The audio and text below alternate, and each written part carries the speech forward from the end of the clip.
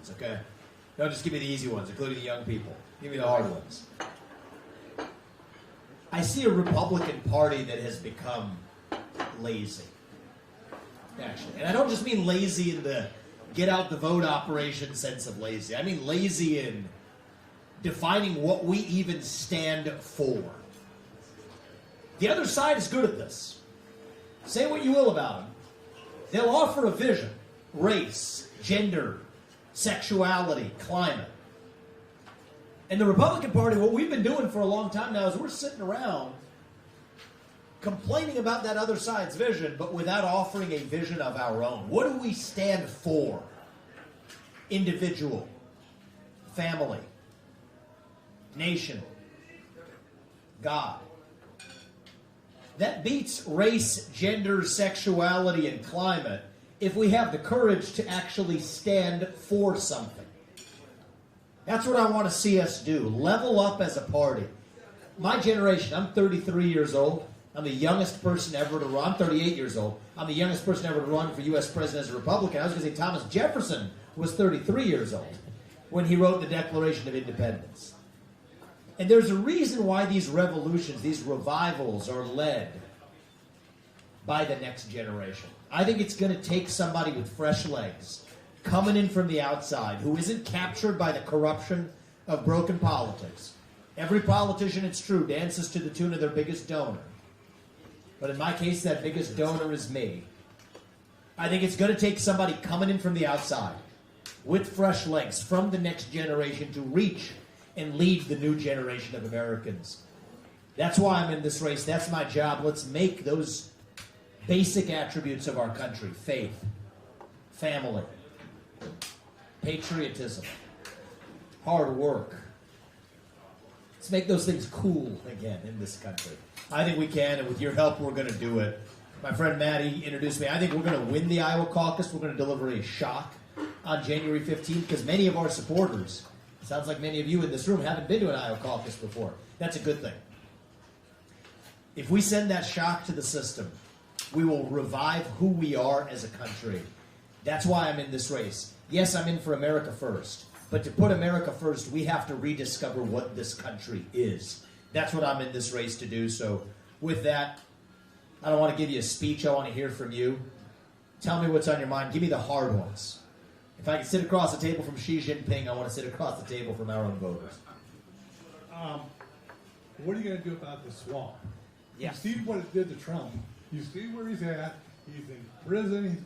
They're doing everything to destroy him. How are you going to change Washington, D.C.? So listen, this is why I'm in this race, okay? Trump tried to strike the swamp strikes back. That's what happens. They duped him. They said that, hey, you can't fire those large numbers of federal employees because of the so-called civil service protections. What does that mean? They said, those civil servants can sue you if you fire them. No. Read the law.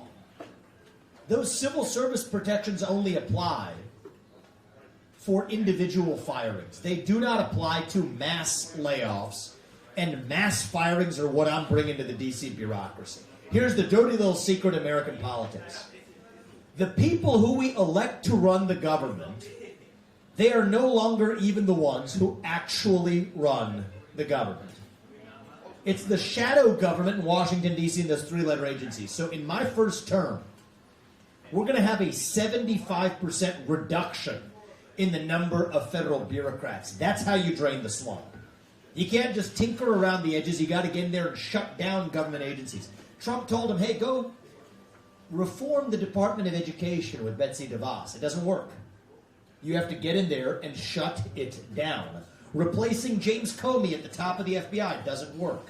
You have to get in there and actually shut it down.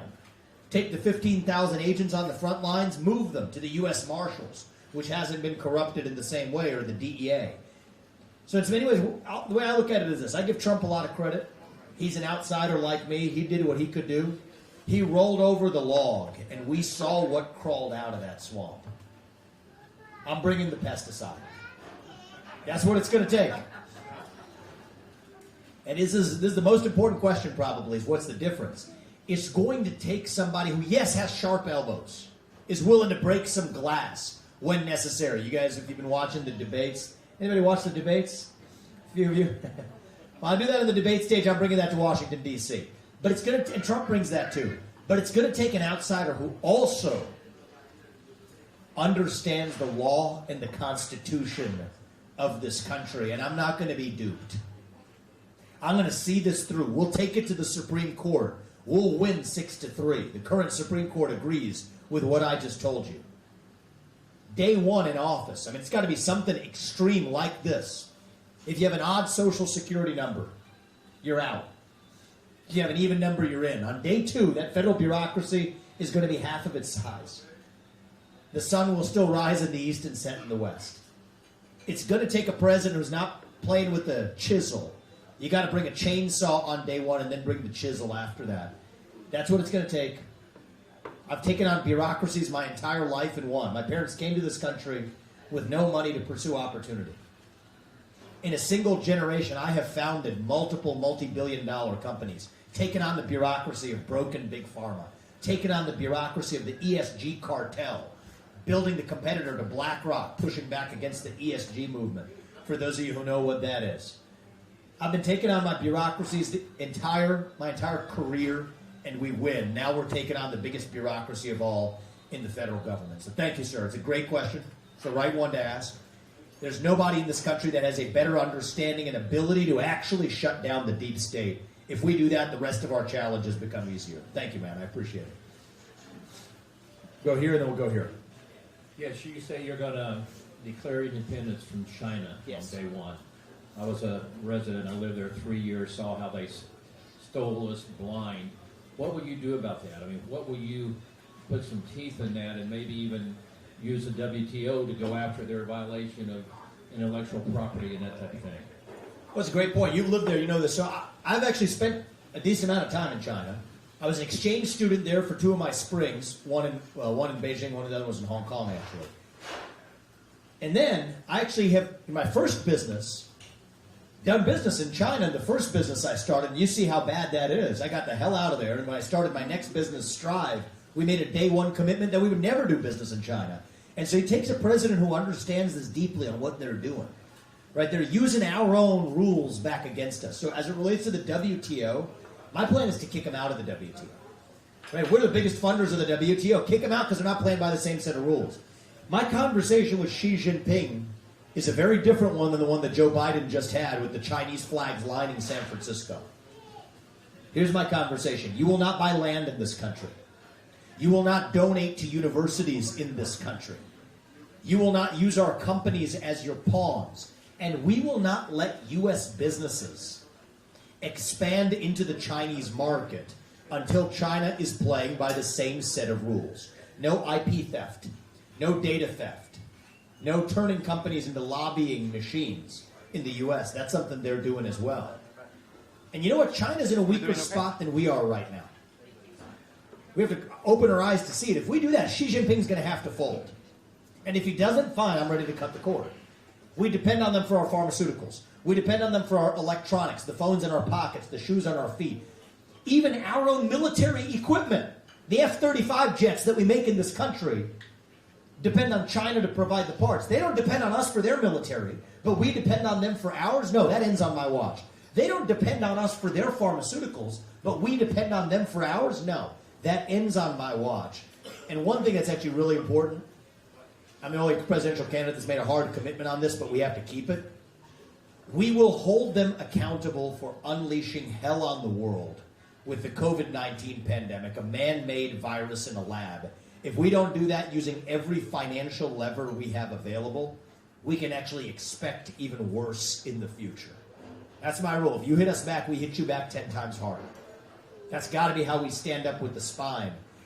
And my bet is China's going to have to fold and then finally play by the same set of rules. But it's going to take a president with a spine of steel to see that through. And I think that's what it's going to take, somebody from the outside to do. The special interests don't want me saying this. The mega donor class in the GOP does not approve of this message. But this is what it's going to take to actually think on the timescales of history rather than just on the timescale of tomorrow. Thank you for that question. I appreciate it. Vivek, one of my main concerns is the border. Oh, yeah. This is a solvable one, too. Yeah, and I'd just like to know what your philosophy is on what you're going to do about it, because this is ruining this Yes. country. So my philosophy is this, and I say this as the kid of legal immigrants to this country. Your first act of entering this country cannot break the law. Period. I've been to the southern border. I've been to the northern border too. So the only thing I would say is borders. Because that's where the frontier's going next. I'm the only person talking about the northern border. I've been there. That's where the real hardened criminals are now coming. Because they're smart. They don't want to, so they're going to where the puck is going. Here's the answer. We will use our own military to secure our own southern border and our northern border too. We're sending our sons and daughters to go fight somebody else's war, protect some other random nation's border halfway around the world in Ukraine or somewhere else. No, we will use our own military to secure our own borders. Don't just build the wall, build both walls. The wall is not enough, though. The military has to go along with it. Use aquatic barriers in the Rio Grande. They're cheap. They're mobile. They work in the river. Texas is trying to use them. The federal government won't, not because they don't work, but because they do work, actually. And a dime, every dime of federal foreign aid that goes to Central America, we will end it. The only thing we will fund is them building border walls for each of their countries between Venezuela and Mexico. That's a big one. End federal funding for sanctuary cities. Our money and our national debt is being used to fund sanctuary cities in this country. That ends too. So those are basic policies that I'm pursuing. That seals the problem. That ends the fentanyl crisis. Most of that fentanyl is crossing our southern border. In fact, our northern border, we had enough fentanyl crossing the northern border to kill 3 million Americans just last year. So it's not just build the wall, build both walls. Use our military to seal both borders. And then I think we have to end birthright citizenship for the kids of illegal migrants to this country. The 14th Amendment was never written to apply to that application of birthright citizenship. That ends on my watch as well. So great question. I'm going to have that done by March of 2025. This much I know I can do. The country that put a man on the moon can get this done. And the beauty of this is just using the laws that we already have on the books. That's the beauty of this. Just takes a president to execute. Thank you for that. You young man right there. I really enjoyed seeing you call Nikki Haley Dick Cheney and 3-inch heels. And I was wondering what you plan to do about the revolving door of politicians and lobbyists. Shut it. Lock that revolving door. Corruption is the problem right now. It's Democrats and Republicans alike. I mean, the truth is, I don't care if you're Republican, Democrat, man, woman, black, white, I don't care. You should not be making money profiting off your time in public service. If they say public servants need to pay more money, fine, we could debate that. Maybe the salaries should be higher. But they shouldn't be turning to corruption to make millions. It's wrong. So here's what I would do. If you have worked in the government, you are not allowed, you should, on my watch, will not be allowed to lobby that same government for at least 10 years after you've left. If you've done special deals with private companies or regulated them, as Nikki Haley did with Boeing in South Carolina, you should not be able to join the board of Boeing to get paid hundreds of thousands of dollars for doing nothing afterwards. That's what's happening. It's rampant across the economy. You should not be allowed to trade individual stocks while you are in Congress, passing the laws that affect those companies, but you know in advance about it. You shouldn't be able to trade individual stocks if you're a regulator of that industry. This isn't complicated. These aren't black ideas or white ideas. The super PACs are the ones that are stuffing the advertisements you see on TV. Let me tell you about this. They say it's $3,300 is the limit to give to a political candidate for president in a primary. That's a lot of money, but it's not enough to corrupt somebody. You know what is $33 million is for a lot of these people? Okay, I'm not playing. As I said, my biggest donor is me. We put tens of millions of dollars of my hard-earned money, not inherited, hard-earned, into this campaign because I don't want to be their circus monkey. But the other people are circus monkeys. They're pawns on a chessboard. I think that if you're going to donate money to a super PAC that supports candidates, that should also be subject to the same maximum as donating to a campaign. This isn't complicated. But it's going to take somebody from the outside coming in to fix that system, or else you can just expect more of the same. And if you want proof of this, it's not affecting this part of Iowa as much, but it does affect other parts of Iowa you guys may be familiar with. Anybody familiar with this carbon dioxide capture pipeline in this state? Few of you. So they're using federal money to capture carbon dioxide from ethanol plants and then put it underground in a pipeline that many farmers don't want going across their backyard. Why? Because in Mississippi they had a rupture of one, sent a majority of a town, a good portion of a town, to a hospital. Farmers don't want that. It affects their crop yields. They're saying now, no, they will use eminent domain. I don't know if you know what that is, but the government effectively just setting a price and deciding they get to do it anyway on your own private property. I am the only candidate in this race who has been able to take a position on that, to say I'm against it. Why? Everybody else is responsive to the special interests. Every other one, not Haley, not DeSantis, not Trump, has said a word about this one. It's not like they don't know about it. This is a major issue for Iowa farmers. I'm the only candidate who's been able to say that Ronna McDaniel, the failed chairwoman of the RNC, needs to resign after 5 failed years. We had disasters in 2018, 2020, 2022, 2023, the Republican Party becoming a party of losers. I can't talk about accountability in government if I'm not talking about it in our own party. Again, not a single other Republican candidate on or off that debate stage is willing to call Ronna McDaniel out for those failures. Why? Not a single other person can tell you that climate change agenda is being weaponized so that people can actually make more money off the subsidies going to the CO2 pipeline or the electric vehicle subsidies or the windmill or the solar subsidies. It's a racket. Why? It takes somebody who isn't bought and paid for to do it. And they will try every tactic in the book, because I called out Nikki Haley and Ronna McDaniel. They then said, they tried to use the tactics of the left. They'll do anything to avoid being exposed for their corruption. That Vivek is misogynistic or has a woman problem. No, I'm married to the strongest woman I know. My wife, Apurva, she's not here today because she's saving lives at the cancer hospital at Ohio State, where she's a throat surgeon, one of the most successful at what she does. And then she's going to be here tonight doing events across the state separately from me. She's a badass first lady coming up, I'll tell you that. So I don't bow the knee to this identity politics when it comes from the left or when it comes from the right. And I don't bow to the corruption when it comes to the left, from the left or from the right. We have to stand for what's true, the truth.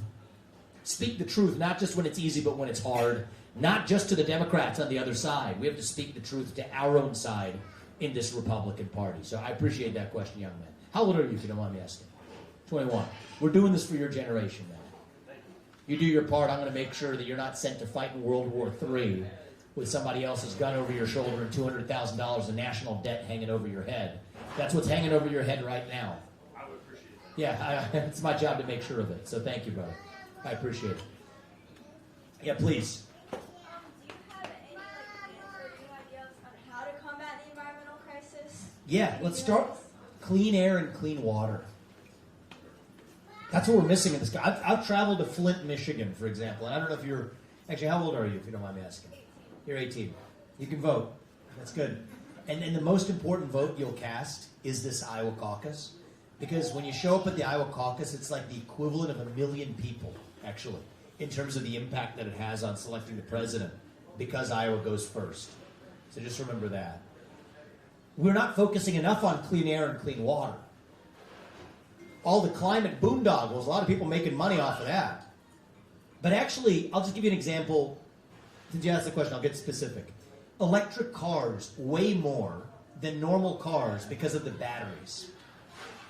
The amount of particulate matter that gets released into the air from the tires having greater friction on the ground is greater than the particulate matter that comes out of a tailpipe of a normal vehicle. You don't hear about that.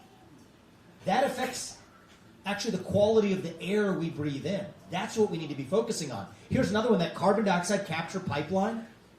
There are leaks and ruptures. That's bad for our environment. You want to know which state says they won't import ethanol from Iowa unless the carbon intensity standards are lowered? That's California, trying to choke Iowa. And guess which state says that they ban carbon dioxide capture pipelines in their state? It's California. So it's hypocrisy. It's hypocrisy. You know, and actually on this one issue, it's a lot of grassroots conservatives, myself included, that are pushing against the CO2 pipeline in Iowa. The Sierra Club's on our side, which is interesting, because it's actually, respecting the environment is different than obsessing over changes in the weather patterns. So I think that clean air and clean water is a place that we should be able to start. What happened in Flint, Michigan is unconscionable. Those people still have not received justice for what happened with their water supply there. And I think the more we're focused on clean air and clean water and our natural parks and the preservation of the beauty of this country, as Republican Teddy Roosevelt did when he led this country, the better off we're going to be versus this climate agenda, which has nothing to do with the climate. It has to do with China catching up to the United States, because we're shifting the same carbon emissions they're telling us to stop here. We're shifting them to China in the name of stopping global warming. Here's another one, too, before I leave this topic. The biggest opponents to carbon emissions in the United States are also the biggest opponents to nuclear energy, which is the greatest form of carbon-free energy production known to man. That doesn't make sense unless you realize what's going on. The problem with nuclear energy is that not that it's not good enough at solving the energy crisis, it's that it might be too good. What this is really about is letting China catch up to the United States, and they're far more advanced on nuclear energy and on burning coal than we are. So we're falling for China's trick, and that's not going to happen on my watch, and you deserve a president that makes sure that when you get to be my age or the age of the other people in this room, that our country is still the leader of the free world because we are strong at home, rather than watching China effectively put us in a straitjacket and pass us by. Thank you. Great question. I appreciate it. Time for maybe a couple more? Thank you. My question to you is, how do you plan on dethroning Trump in his tacticianry on gaining ground and support from other people? Here's what I would say. You better find me and hold me to task if I'm wrong on this. I think we're going to win the Iowa caucus. Many of the people supporting us, I mean, raise your hand if you've completed a poll in recent weeks. A couple of you. These polls, far less than a third of you in this room even have. Most of the people supporting us have not been polled. Most of the people, even on college campuses that I'm visiting, they've never even been to a caucus. So I think we're going to deliver a shock on January 15th. But it's done this way. It's not done through the TV ads and the paid-for approaches. We're visiting all 99 counties not once but twice. It's the full grass league times 2. And so it's not up to me. It's not up to Trump. It's up to you. And the America First agenda does not belong to Donald Trump. It doesn't belong to me. It belongs to you, the people of this country. And I respect his legacy for this country and a lot of his accomplishments. Other people like to bash him. I don't. I respect his legacy. But I want to take that agenda and pass on the America First vision to your generation. And I think it's going to take somebody with fresh legs to do it. I truly believe that. And here's the thing. I think I want you to also hold me to a higher standard than we've held our presidents to in a very long time. Policy is half the job of the next president, no doubt. And there's some great questions on policy we've talked about. But half the job of the U.S. president is also to revive our national character. Actually, that's what Reagan talked about when he left office in January of 1989. Reviving our national character. And I know you don't have kids yet, probably. How old are you? You're 18. I have 2 sons. How old's your son? 2. It's 2. Similar age to mine. My older one's 3.5, and my younger one is 17 months. I want to be able to look my 2 sons in the eye and tell them. The kids, my 3.5-year-old, he knows if you're lying to him. He can tell. I want to tell him and mean it. That I want you to grow up and be like him, whoever that is in the White House. I think it's been a long time since we've held our presidents to that standard.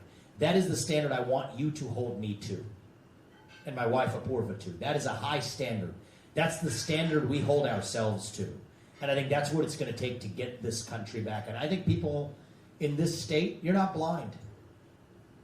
You guys have a sixth sense for telling the difference between a politician giving you some slogans and somebody who's sharing with you their actual convictions.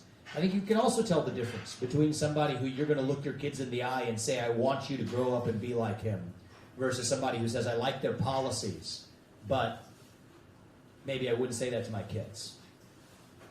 That's a standard, anyway, that we're going to hold ourselves to. And my bet is that, you know what, if you want somebody who's going to speak truth to power, as I said in the beginning, vote for somebody who speaks the truth to you. That's what I'm doing. I'm going to do my part, and I'm going to ask you to do yours. Thank you, young man. I appreciate it. We got time for maybe a couple more. Go to the gentleman in the back. I'm going to stay here till they make me leave. I'm having too much fun here. We have a couple more stops, or one more stop today. So I looked at the national debt clock yesterday, and my determination was that every 20 seconds we go another $1 million in debt. That's $3 million a minute. That's insane. That's completely insane. Yep. Do you have any hope, even any hope, that we can slow that down? More than hope, sir. What's your name? John Olson. John, I'm going to tell you how we are actually going to do it. You're asking an important question. These young people here have about $200,000 more of debt on their shoulders than they ever signed up for. Okay? Here's how we're going to do it. I'm going to be very practical here. Get the oil and natural gas out from underneath our ground and sell it. That will buy down trillions of our national debt. Next step. $7 trillion of that national debt was due to 2 wars in Iraq and Afghanistan that did not advance our interests. The Taliban, for God's sake, is still in charge 20 years later. Iraq is still a broken country, even worse off now than it was when it at least was protected from Iran incursion. So don't repeat those same mistakes in places like Ukraine, sending $200 billion of our taxpayer money so some Ukrainian kleptocrat can buy a bigger house while we have a national debt problem right here in this country. That ends on my watch. And then we come back to what I said to the gentleman in the front. What was your name again? Kurt. Shut down 75% of the federal bureaucracy. Now we're really talking. That national debt with those 3 things is under $20 trillion under my watch. $20 trillion is still a big number, but it's much more manageable than $34 trillion. And just the math on this, your interest rate payments actually are going to be less than half. Our interest rate payments are less than half, even though the debt only goes from 34 to 20, because the smaller your debt, the lower the rates are. It's going to take a CEO in the White House to get this done, and we do not have a lot of time, guys. I want to tell you this. It's not a convenient time in our life for me to be running for president. Kids, that age. We're living the American dream in a beautiful life that my parents would have never imagined when they came to this country. I'll tell you why I'm doing it now. If our interest payments on our national debt become the largest line item in our federal budget, we're done. Then we're in quicksand, and we're not going to find our way out. We're working with it. That's about 5 years from now. We're working with that 5-year window. So sometimes people ask me, oh, you're young. Maybe if you don't win this time, are you going to do it in 2028? I mean, that works for me. Do it in 2032, not doing it at all. That works for me in my life. It's probably, in many ways, we may be happier and living a life. We're going to be just fine. But I don't think that works for our country. I think it requires a president who takes it seriously enough, has enough of a spine, is independent of the special interests that are against the cuts that I told Kurt we're going to make, but also somebody who isn't going to be duped, who actually understands the law and the Constitution. And I've hired thousands of people. I can tell you, different people have different skills. Some people will be the nerdy law professor, over here. And I've been through law school. I was that person for some time. But it also takes somebody who's going to execute and get it done, but may not know the law. Those two things don't go together, usually. And my faith teaches me that God puts each of us here for a purpose. That we have a moral duty. Each of us has our own God-given gifts. Every one of us does.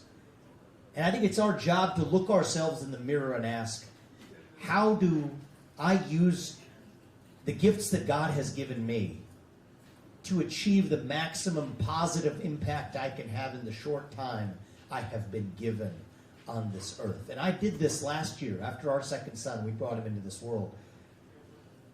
And I could not look myself in the mirror and just be a passerby and watch this decay without actually stepping up to do my part. And tackling that national debt is not that I just hold hope. I know we can do it. It's exactly how I told you. I can't watch from the sidelines as the rest squander it in front of our eyes. Thank you for that question. 5 minutes. Okay, got it. We'll take the last question and we'll wrap. Okay, back to Ukraine. The map of Europe has been kind of a moving target for over 1,000 years. Yeah. Ukraine is not a NATO country. Yes, it's not. And we have no treaty obligation to throw people into that fight. How do you know more than our Secretary of State? Because I've done a deep dive Yeah, into this. okay, good. If elected president, how do you see our role financially and militarily? If Ukraine and Russia just keep throwing people into the meat grinder with no clear end to the conflict, we don't seem to be going anywhere near trying to resolve the issue. What's the end game for the United States? So the end game right now is a reasonable peace deal in Ukraine. End this war. I do not want to use another dime of your taxpayer money to defend somebody else's border. I mean, look, even the parts of Ukraine that are occupied, let's get real. You probably know this, given your knowledge here. The parts of eastern Ukraine that are occupied are Russian-speaking regions that, frankly, don't even view themselves as part of Ukraine for many of the people who live there. They haven't been represented in the Ukrainian parliament for the last 10 years. And for that, we're taking a risk of major conflict in World War III, sending hundreds of billions of dollars of our money. I'll tell you why we're doing it. You want some real talk. This is the very country that sent a $5 million bribe to Hunter Biden, Joe Biden's son. And it's not an accident that we're then sending $200 billion of your money to that same country. And whether it's Nikki Haley to Joe Biden to Hillary Clinton to whoever else, I'm going to call this out. You should not be making money off selling off our foreign policy, period. And that's really what's going on here. So that'll end on my watch. We'll do a reasonable deal that ends the war instantly. And will require, in return, Russia to exit its military alliance with China. That's the single greatest threat that we face today. That reduces the risk of World War III. And here's my foreign policy in a nutshell.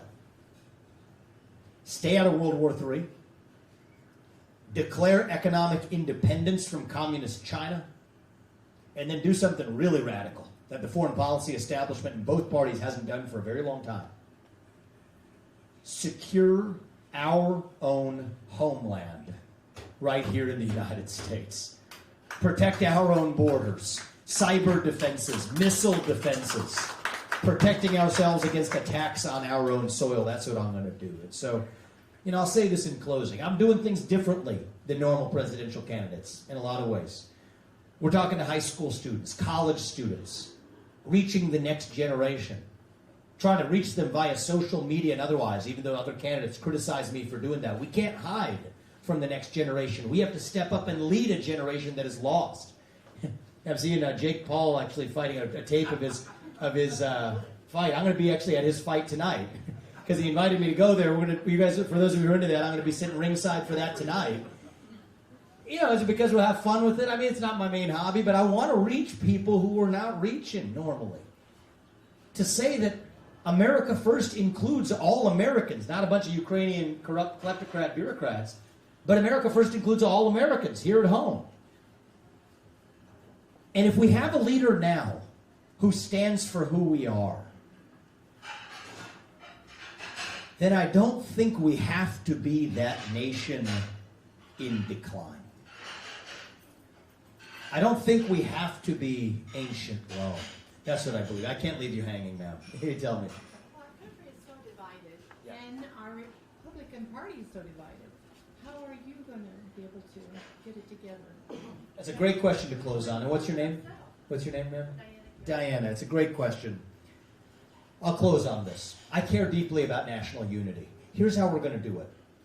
It's not going to be through moderation, actually. So some people think moderate compromise makes sense. Good people think this. I disagree. The way we're going to unite this country is by embracing the radicalism of the American revolutionary ideals themselves. The idea that you get to speak your mind freely as long as I get to in return. The idea that every one of our voices and votes counts equally in a constitutional republic. Those are radical ideas. For most of human history, it was done the other way. In old world Europe, it was done the other way. But that's how we do it on this side of 1776. That's what makes America great. That's what makes America itself. We've celebrated, when we teach our next generation. I grew up in a generation where we were taught this. to celebrate our diversity and our differences. So much that we forgot all of the ways we are really just the same as Americans, bound by that common set of ideals. And I believe deep in my heart that those ideals still exist. I'm running for president to revive them. It's on the back of every coin. Take a look as you pay today for your meal. E pluribus unum means from many, one. That is what won us the American Revolution. That is what reunited us after the Civil War. That is what won us 2 world wars and the Cold War. That is what still gives hope to the free world. And if we can revive that dream over group identity and victimhood and grievance, then nobody in the world, not a nation, not a corporation, not a virus, not China, is going to defeat us. That's what American exceptionalism is all about. We don't have to be that nation in decline. I think this is our last chance for me to tell you this. I think it's true today. We can still be a nation in our ascent. I'm not going to be the guy who tells you it's morning in America, guys. It's not. But it can be. I'm not going to tell you the American dream, especially to young people. I can't look you in the eye and tell you the American dream is alive and well. It is not. It's alive and hanging on for life support. But it can be. I'm asking for your help. I'm not going to do this alone. I can't do this alone. If you all do your part, spread the word, the message to the people who couldn't be here today. Bring them out 30 minutes of their time and of your life and their life to save this country on January 15th. If you all do your part, then I promise you, my wife Apurva and I, we're going to do our part to make sure, not in some cheesy politician way, but in a true way, to make sure that our country's best days are actually still ahead of us. Thank you for coming today, guys. God bless you. God bless everyone. God bless you.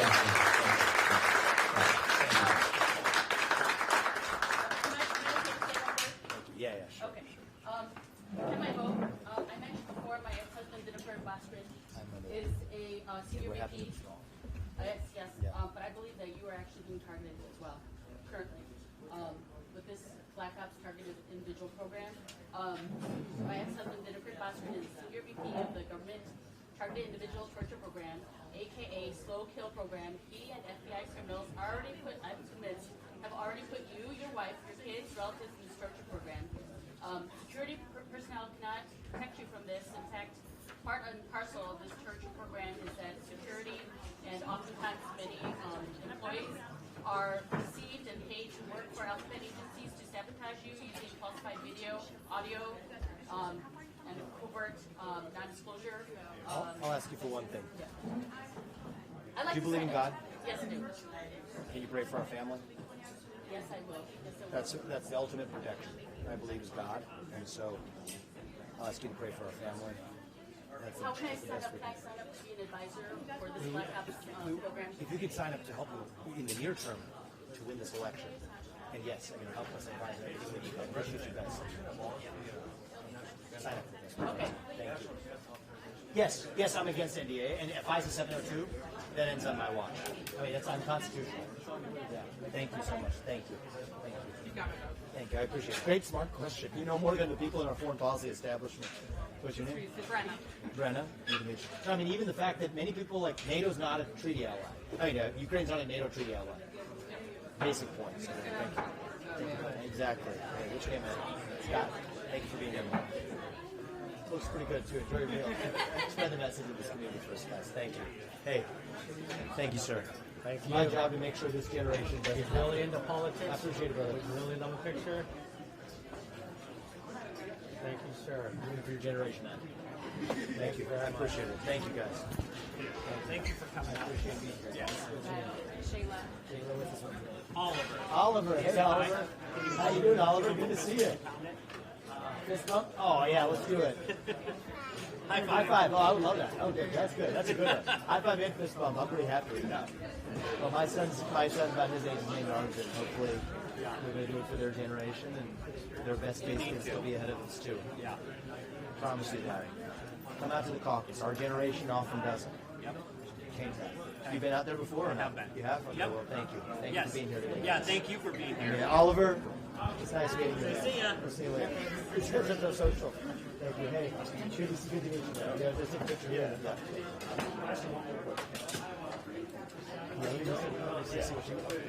I group and I get a picture? Yeah, let me take a Okay, picture. thank you. Yep, let's do it. Right here? Okay.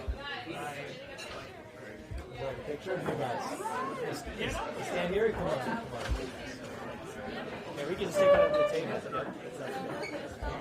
You got it. Thanks, sir. Thank you.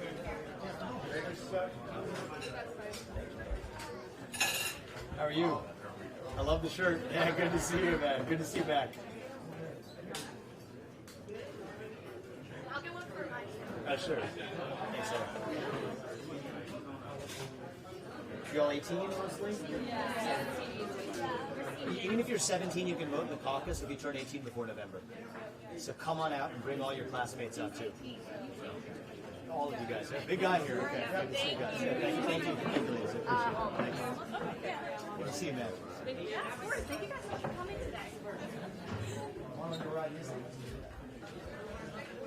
Basketball players. I like that. Oh, you are actually basketball player. Oh, you are. Good to see you, brother. Big guy. I appreciate it. Thank you. What's your name? Don Faulkner. Don. It's good to see you. I'm gonna try this. Thank you. Well, we're doing it for these for our kids. That's exactly. Are you grandkids? These are our grandkids, yeah. Can I? That's good for you. Good for you guys. Well, thank you. I'm 25. No. Thank you, guys. We're 59. Amazing. Spread the message in this community. We can do this with you guys. Yep. Appreciate it. Thank you. You're part of it. Count on it. Thank you. Thank you. Win those basketball games. I have been. That's good. Thanks.